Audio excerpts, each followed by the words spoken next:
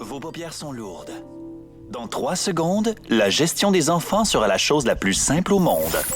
1, 2, 3. Voici Lily Rescousse.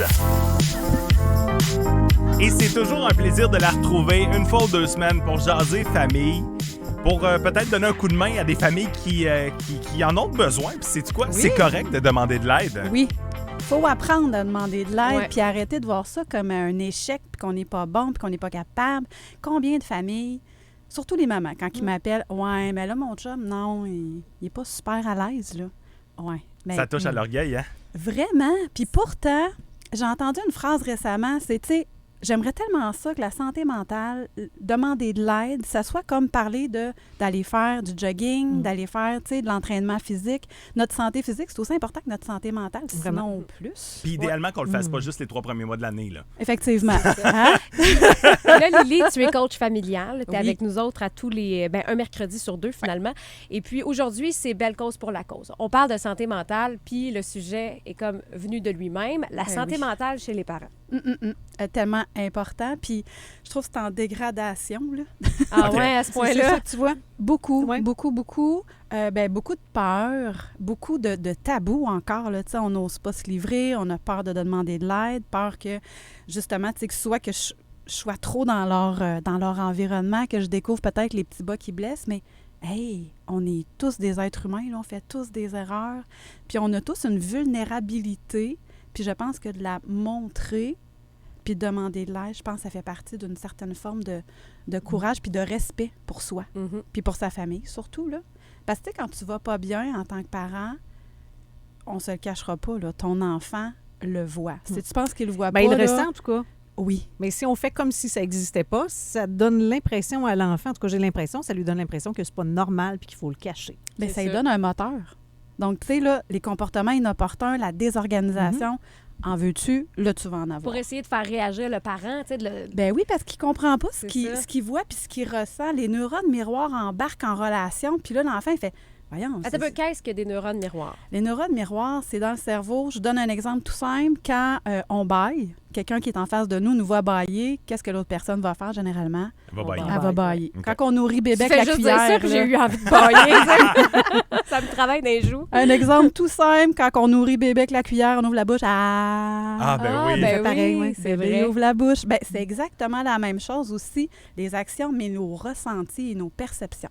C'est exactement la même chose, puis nos enfants le ressentent. Combien de familles, mettons, qui vont vivre des drames ou des situations difficiles, tu sais, des fausses couches, j'essaye de tomber enceinte, ça ne fonctionne pas. Bien, ça se transparaît sur nos actions, nos comportements avec nos enfants, puis on va voir une désorganisation chez eux. Donc, c'est une des causes. Donc, tu sais, quand on va pas bien, nos besoins sont pas comblés, besoin que ce soit émotionnel, besoin physique, besoin de temps. Tu sais, quand on va s'enfermer dans la salle de bain parce qu'on est sursollicité. Oui, ça, on en a parlé d'ailleurs cette semaine. Oui, c'est ce que j'allais dire. Bien, c'est vrai que ça vient jouer, là. Donc, ça, c'est une des causes, le manque de temps pour soi, le fameux me time, parce que souvent, on travaille, puis on arrive le soir, on va entendre souvent mon 2e chiffre commence. Oui. Ouais.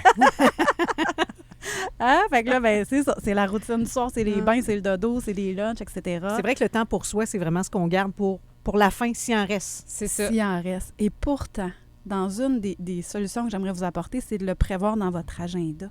De le mettre, puis ne serait-ce que 5 minutes. Juste pour dire, hey, ça, là, c'est à moi. À moi, de moi, c'est mon cadeau que je m'offre pour aujourd'hui. Puis il ne faut pas se sentir coupable de prendre ce temps-là. J'ai l'impression que comme parent, si tu prends du temps pour toi, ben on dirait que ça passe moins bien. Mais on a peur l'impression d'être jugé. on a l'impression qu'on enlève à la famille, aux conjoints, aux enfants. Oui.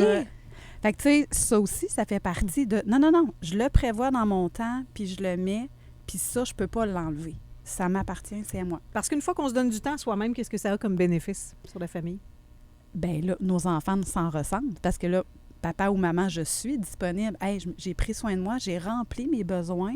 Donc là, je suis disponible pour t'écouter, je suis disponible pour t'entendre. Si on le fait pas, ce qui arrive, c'est « Ah oui, je t'entends. Ah, tu veux-tu arrêter de crier? Non, mais laisse-moi tranquille, donne-moi 2 minutes. » Genre, plus de présence, c'est ce que ça donne finalement.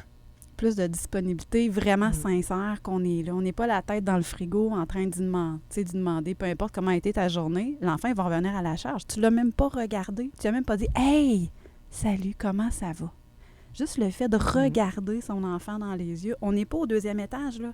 On est dans le sentier, on est dans notre cœur. Ça, l'enfant, ça transparaît. Rapidement, qu'est-ce qu'on doit retenir de ça ce matin? Prendre soin de soi. Répondre à nos besoins.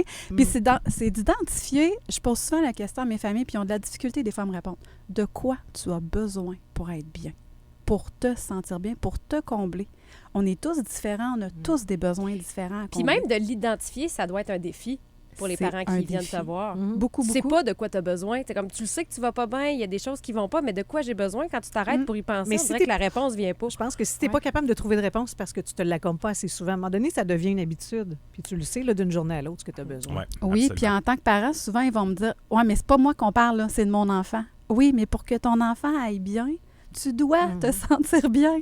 Donc, elle est là, la base. Donc, il faut changer notre façon de penser, s'arrêter, se demander ce qu'on a de besoin. Lily Rescousse, on te suit sur les réseaux sociaux, évidemment. Oui. lrcoachingfamilial.com également. .ca, oui. .ca, pardon. Pas de Et problème. bien évidemment, rappelons-le, une famille qui va bien, ben, ça part par des parents qui vont bien aussi. Oui, puis n'hésitez pas à demander de l'aide, c'est sans jugement. On est là dans l'écoute, Ouais. dans le soutien et l'accompagnement. Merci beaucoup pour ce matin à Merci. nouveau. Hey, merci à vous autres. Et bonne journée, belle cause pour la cause. Merci. Shawn Mendes avec Summer of Love. On a tous les hits ici à Rouge sur la même fréquence, 6h57. Kisses on your